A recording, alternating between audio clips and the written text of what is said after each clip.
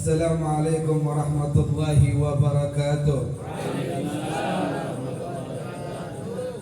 Alhamdulillah, alhamdulillah mukrim al-ummah bis-siraj al-munir al-mutalali man khatama bihi an-nubuwwata waj'al lahu ghadran rafi' al-ali. Allahumma adim salawatika ala nabiyyika Muhammadin abdika al-mustafa wa syafi'ika al-muntaqa wa habibika al-mubtagha sayyidi ahlul ardi wa sayyidi ahlus sama. Amma ba'du. Pertama-tama yang kita hormati, yang kita muliakan, wabil khusus para habaib.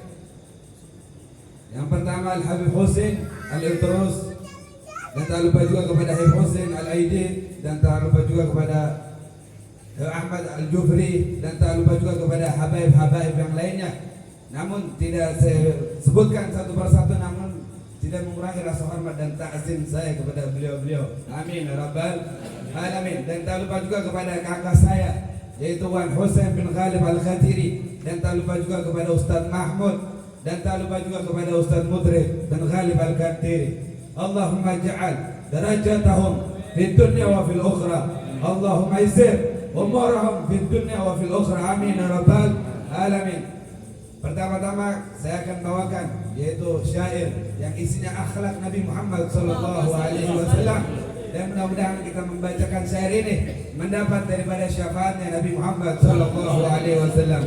Ya Rasulullah salamun alaik ya Rabbi ajani wa tardi. Adalah Nabi sangat pemalu seperti gadis pada zaman dahulu. Ya Rasulullah salamun alaik ya Rabbi ajani wa tardi. Alhamdulillah rabbil alamin. Saya tidak berpanjang lebar karena ini peringatan Maulid sekaligus haul daripada ayah saya.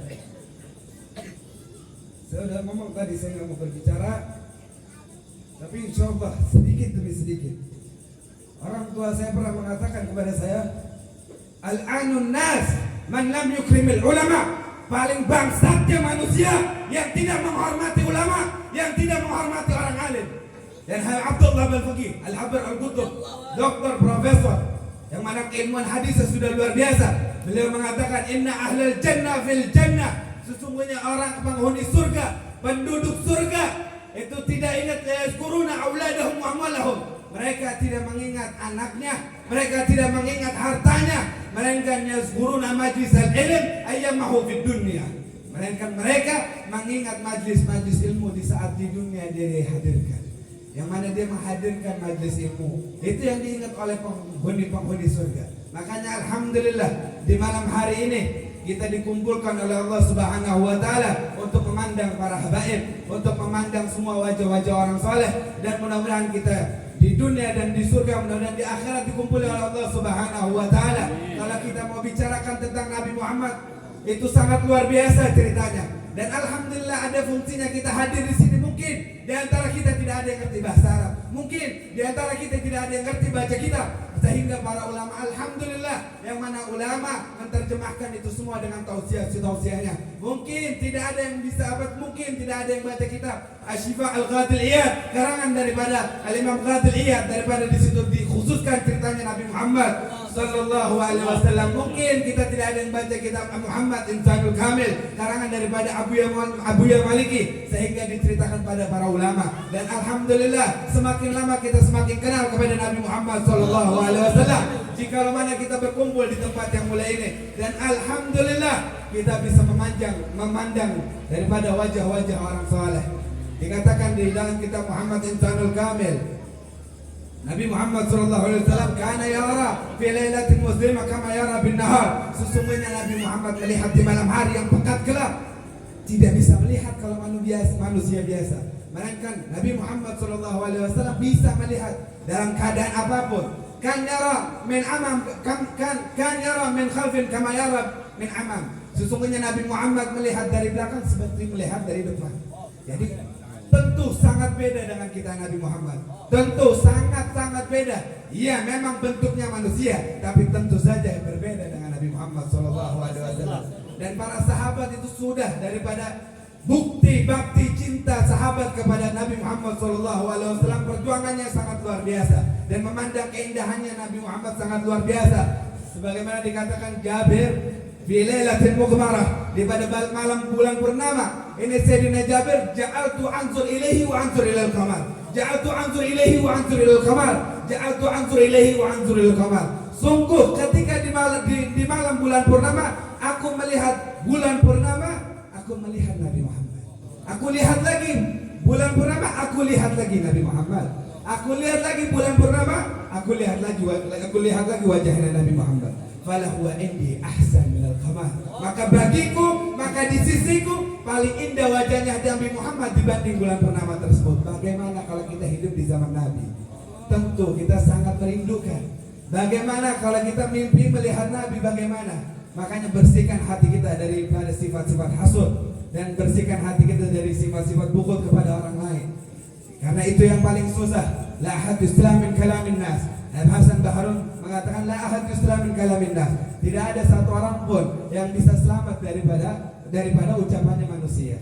Dan juga disebutkan di dalam kitab Asy-Syifa Al-Qadliyat bahwasanya Nabi Muhammad sallallahu alaihi wasallam bukan manusia saja yang mengenal Nabi Muhammad, melainkan hewan-hewan pun kenal kepada Nabi Muhammad.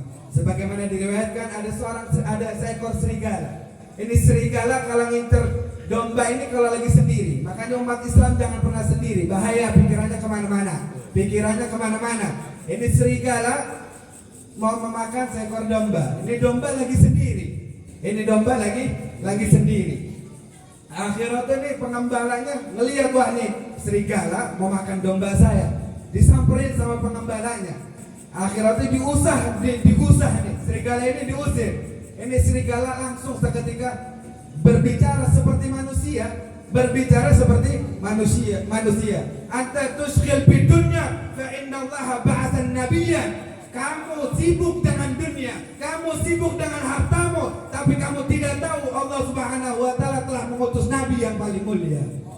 Ini pengembala langsung, emang ada ya? Allah mengutus nabi. Di mana nabinya? Di belakang bukitan. Di belakang bukit. Akhirnya itu disamperin sama dia. Sebelum dia nyamperin, Nabi Muhammad SAW, kamu bisa jamin domba saya ini aman sama kamu? Ya, saya jamin. Sampai kamu ke Nabi Muhammad, kamu balik lagi, saya jamin domba-domba kamu satu pun tidak ada yang saya makan. Akhirnya ini pengembala langsung nyamperin Nabi Muhammad SAW. Yahki bidzalik, menceritakan soal tersebut. Wahai Nabi, ada seorang serigala datang kepadaku. Dia mau gigit, dia mau makan, mau mangsa dombaku. Akhirnya itu kata Nabi Muhammad SAW, kamu masuk Islam, kamu ceritakan kepada orang-orang kafir Quraisy. Akhirnya itu dia masuk Islam, dia naik, dia ceritain. Kata Nabi Muhammad, jangan pulang dulu sebelum kamu selesai ceritain itu tersebut. Diceritain sama dia. Akhirnya itu alhamdulillah banyak orang-orang yang masuk Islam. Banyak orang-orang yang cinta kepada Nabi Muhammad SAW. Ini sebelum pulang serigala ngomong, pengembalanya ngomong nih, wahai Nabi Muhammad, apakah domba saya kira-kira dimakan sama serigala tersebut? Apa kata Nabi Muhammad? Demi Allah, satu pun serigala kamu akan domba-domba kamu akan selamat daripada bungsuan daripada serigala. Tidak akan satu pun yang digigit sama serigala. Akhirnya itu ini pengembala langsung ke domba-dombanya, dia lihat satu pun gak ada yang dimakan oleh serigala. Pengembala ini melihat, subhanallah, ini hewan kenal sama Nabi Muhammad. Ini hewan amanat kepada Nabi Muhammad. Ini hewan cinta sama Nabi Muhammad. Yang gak dikasih akal, yang gak dikasih hati, tapi cinta kepada Nabi Muhammad. Bagaimana kita ini manusia? Khuliqal insana fi kabad. Memang Allah berfirman dalam ayat Al-Quran, kami ciptakan manusia dengan sulit mungkin. Makanya dunia darul mihan. Dunia itu tempatnya ujian. Fadzantihai bimihanin untihita bimihanin ukhra. Kalau kamu udah selesai dari ujian tersebut, maka akan datang lagi ujian yang akan selanjutnya. Maka tidak mungkin pertolongan ialah kepada Nabi Muhammad sallallahu alaihi wasallam. Kita baru dikasih sumpah sedikit sama Allah, ya Rasulullah, kok begini amat? Ya Allah, kok hidup saya begini amat? Udah ngeluh.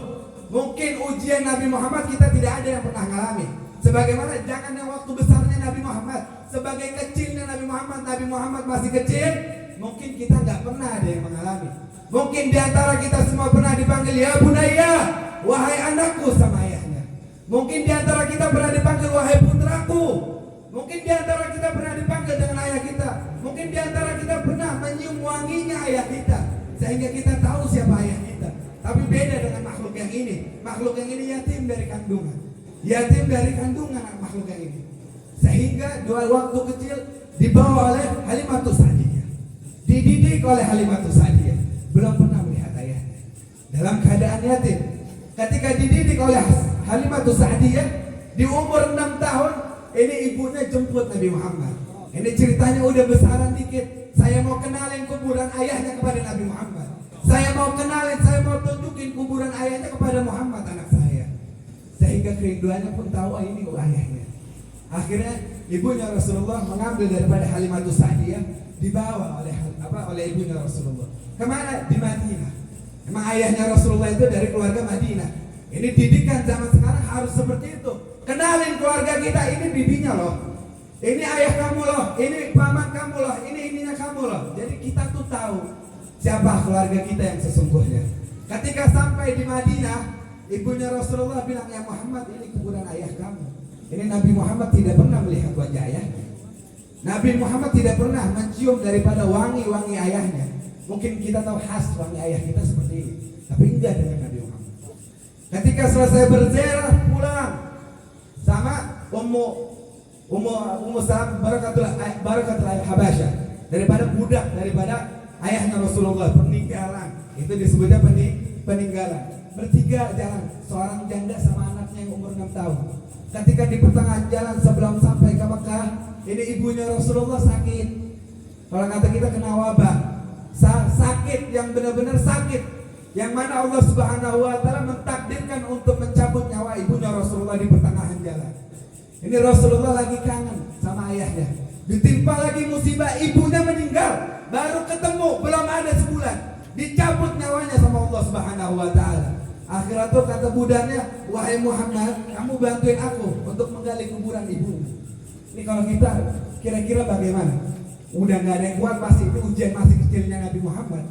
Ini Nabi Muhammad umur 6 tahun ngikut gali kuburan untuk ibunya.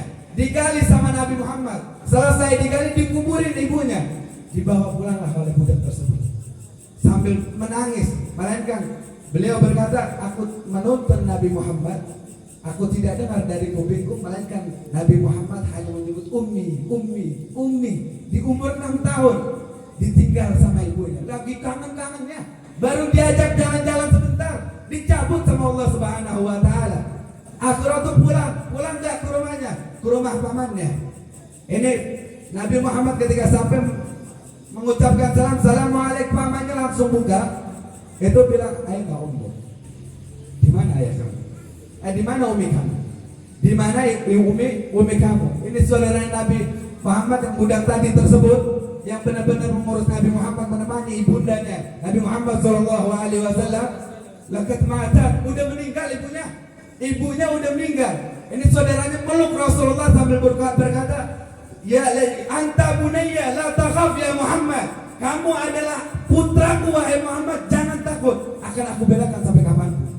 Ini perjuangan daripada Nabi Muhammad Sallallahu Alaihi Wasallam. Mudah-mudahan kita semua dapat barakah, dan mudah-mudahan kita semua dapat daripada sirnya Nabi Muhammad Sallallahu Alaihi Wasallam, dan mudah-mudahan kita melimpahkan pahala. Karena saya dengar abah saya pernah berbicara, siapa orang yang menghadiri haul seorang wali, maka pahalanya sama seperti dia berangkat haji. Bagaimana kalau kita hadir dengan memperingati Maulid Nabi Muhammad Sallallahu Alaihi Wasallam? Assalamualaikum warahmatullahi wabarakatuh.